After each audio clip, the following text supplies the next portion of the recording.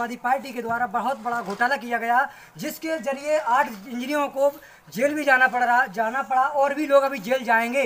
जैसा कि उन्होंने बताया था कि एमएल जैसे बड़े दिग्गज नेता भी उसमें घोटाला में शामिल है। चलिए हम बात कर लेते हैं और भी हमारे साथ राजपूत जी से। हमें जी और क्या कहना चाहोगे, क्या आप उसमें और हम उसमें ये और बताना चाहेंगे कि जैसे आप कहेंगे चलिए जांच होती रहती है, लेकिन अगर कोई चीज़ अच्छी है तो जनता के लिए वो चीज़ चालू रहनी चाहिए। तो आप उसमें एक चीज़ समझ लीजिए, क्या कहते हैं, अपन उसमें काम चालू कराएंगे ऐसे नहीं वैसे जैसे। अच्छा हुआ क्या है कि जैसे वो काम मान के चलो 200 करोड़ रुपए का काम हुआ तो उनने 2000 करोड़ रुपए पहले ही से निकलवा लिए। 2000 रुपए उनके खाते में पहुंच चुके हैं, 200 करोड़ का काम कराया, अभी पैसा बचा है सरकार के पास, तो अपन सरकार फंड अलॉट करेगी, फिर से वो काम शुरू कराएगा। लेकिन उनकी तकनीकी जांच के बाद नहीं तो ऐसा ना हो कि जैसे अभी सपा शासन में एक ओवरब्रिज बनवाया था, गिर गया था कि लोग जेको मरते मरते बचे। तो अपन को ऐसा काम नहीं कराना कि भैया गांव के गांव खराब हो जाए। राहुल जी आप ये बताइए, फिर क्या इसकी जांच होने के बाद उपरांत आप भी चाहेंगे कि जुझारपुरा बांध बनना चाहिए क्या? अपन चाहेंगे हर वो काम जिससे जनता को सुविधा हो वो बने। अपन भी चाहते हैं अगर वो बांध क्या कहते हैं सही जगह पर निर्मित है तो वो बांध बने, उसकी जो भी तकनीकी खामियां हैं वो सुधरवाए और वो बांध अपन बनवाएंगे। वो तो केवल पैसा खाने आए थे, पैसा खा के चलेगा, बांध अपन बताएंगे कैसे बनाया जाता है। आपको क्या लगता है अब सीटों का तो देखो साहब हम अनुमान नहीं बता पाएंगे कि कितनी सीटें आ रही नहीं आ रही, पर आपको स्थिति बता दें 150% समझ लो 100% तक होता, लेकिन अपन 150% गारंटी ले रहे हैं कि भाजपा की सरकार बनेगी, पूर्ण बहुमत से बनेगी। और गरोठा विधानसभा से क्या रहेगा? गरोठा विधानसभा में अगर पिछली बार विधायक जी माननीय विधायक जी 15,000 वोटों से जीते तो इस बार न्यूनतम 30,000 वोटों से जीतेंगे। और ये आप देना समझिए कि घमंड कह रहा है या क्या कोई बात कह रहा है या हम 4 लोगों को देख के कह रहे हैं, जनता का अपार विश्वास है। आपके सामने देखिए ये वर्तमान के प्रधान जी हैं इस गांव के, ये पूर्व प्रधान जी हैं इस गांव के, सारे लोगों का अपने साथ है और क्या कहते हैं पूरी जनता भाजपा के काम से खुश है। चलिए हमारे साथ तो भाई राहुल जी के साथ हमारे प्रधान जी भी मौजूद हैं, उनसे ही बात कर लेते हैं। प्रधान जी आप बताइए कि यहाँ से गौड़ा विधानसभा से आपके प्रत्याशी जो है जवाहर सिंह राजपूत जी हैं वो कितने वोटों से जीत जा रहे हैं? लगभग आपका अनुमान क्या कहेगा, कितना लगभग आपको क्या लगता है? चलिए अच्छा हमारे साथ मौजूद थे भाई गरोठा विधायक जवाहर सिंह राजपूत जी के पुत्र राहुल राजपूत जी, जिन्होंने बताया कि भारतीय जनता पार्टी के ऐसे कार्य हुए हैं, ऐसे कारनामे जिससे कि लोग प्रभावित हैं और कुछ और नए मुद्दों को लेकर मैं गरोठा विधानसभा में भ्रमण कर रहा हूं। अच्छी सीटों से यहाँ पर आपका एरच में डिफेंस कॉरिडोर लड़ के लाए हैं, वो क्या कहते हैं उसमें इतना क्या कहते हैं आपको रोजगार मिलने वाला है क्या? अभी क्या कहते हैं अपन जिस गांव में बैठे हैं सिर्फ वो गांव में आप ये समझ लीजिए ये पिछड़े गांव में आता है, चूंकि थोड़ा पहाड़ी इलाके में पड़ जाता है, आउटर इलाके में पड़ जाता है। आप ये समझ लीजिए यहाँ का क्या कहते हैं मजदूर जैसे पलायन करने बाहर जा जाता है।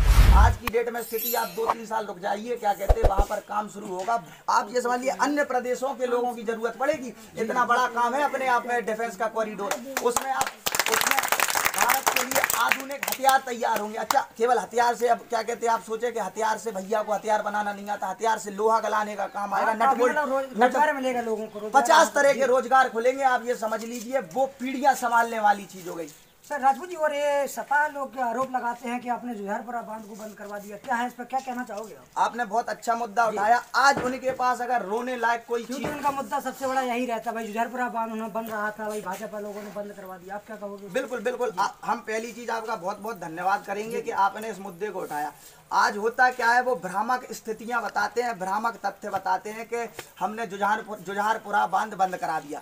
अच्छा जुझारपुरा बांध में सबसे पहली चीज तो ये है कि उसमें जांच चल रही है। फिर आप ही हमसे पूछोगे कहा भैया 5 साल तुम जांच ही नहीं करा पाए, बाकी ऐसा क्या हुआ? तो आज आप क्या कहते हैं जानकारी कर लो, 4-6 दिन पहले के पेपर में खबर निकली कि 8 इंजीनियर जेल में पहुंच चुके हैं।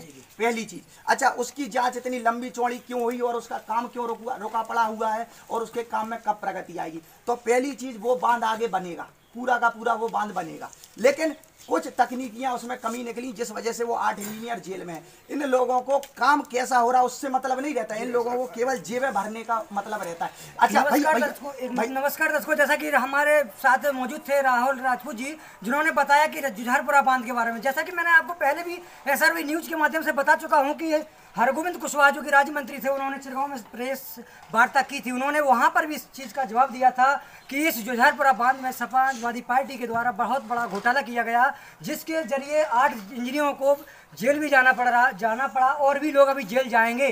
जैसा कि उन्होंने बताया था कि जैसे बड़े दिग्गज नेता भी उसमें घोटाला में शामिल है। चलिए हम बात कर लेते हैं और भी हमारे साथ राजपूत जी से। हमें जी और क्या कहना चाहोगे, क्या आप उसमें और हम उसमें ये और बताना चाहेंगे कि जैसे आप कहेंगे चलिए जांच होती रहती, लेकिन अगर कोई चीज़ अच्छी है तो जनता के लिए वो चीज़ चालू रहनी चाहिए। तो आप उसमें एक चीज़ समझ लीजिए, क्या कहते हैं, अपन उसमें काम चालू कराएंगे ऐसे नहीं वैसे जैसे।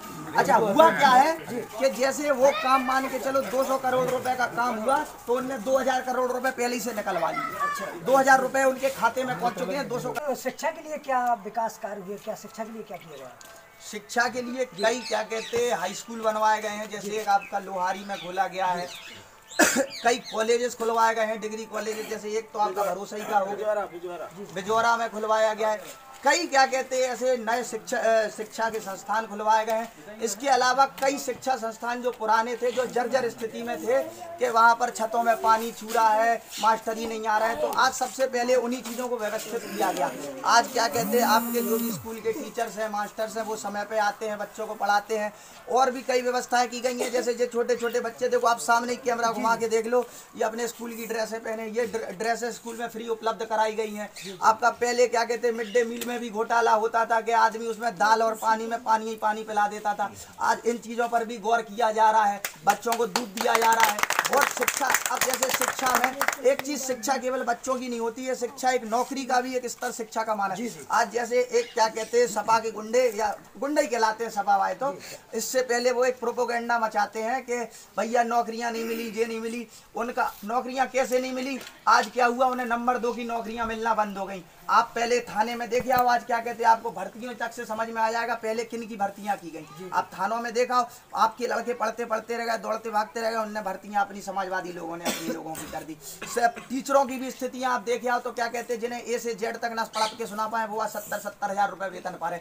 तो आज ये वही लोग हैं जो नाटक कर रहे हैं। आप क्या कहते हैं अगर भर्तियों नौकरियों की बात है तो जितनी भर्तियां नौकरी क्या कहते हैं माननीय मुख्यमंत्री जी के शासन में हुई हैं, इतनी तो पिछले 10 सालों में नहीं हुई है। और उसके अलावा आप क्या कहते हैं अब वही अब वो बात करते हैं बेरोजगार वाली बात। आप एक चीज बताइए, ऐसा कौन सा क्या कहते हैं आपका ऑक्यूपेशन है, कौन सा ऐसा व्यवसाय है जो बंद हो गया हो, बल्कि ऑक्यूपेशन और आपके व्यवसाय बड़े ही है। आज क्या कहते हैं make in India, skill India, इतने प्रोग्राम चलाए गए हैं जिसमें लोगों को रोजगार मिला है। और आप अगर विधानसभा पे बात करिए तो अपन ने विधानसभा को माननीय अपने विधायक जी श्री जवाहरलाल राजपूत जी ने यहाँ पर आपका एरच में डिफेंस कॉरिडोर लड़ के लाए हैं। वो क्या कहते उसमें इतना क्या कहते हैं आपको रोजगार मिलने वाला है क्या। अभी क्या कहते हैं अपन जिस गांव में बैठे हैं सिरवो गांव में, आप ये समझ लीजिए ये पिछड़े गांव में आता है, चूंकि थोड़ा पहाड़ी इलाके में पड़ जाता है, आउटर इलाके में पड़ जाता है। आप ये समझ लीजिए यहाँ का क्या कहते हैं मजदूर जैसे पलायन करने बाहर जाता था, आज की डेट में स्थिति आप 2-3 साल रुक जाइए, क्या कहते हैं वहाँ पर काम शुरू होगा। आप ये समझ लीजिए अन्य प्रदेशों के लोगों की जरूरत पड़ेगी। इतना बड़ा काम है अपने आप में डिफेंस का कॉरिडोर, उसमें भारत के लिए आधुनिक हथियार तैयार होंगे। अच्छा, केवल हथियार से, अब क्या कहते हैं आप सोचे कि हथियार से भैया को हथियार बनाना नहीं आता, हथियार से लोहा गलाने का काम।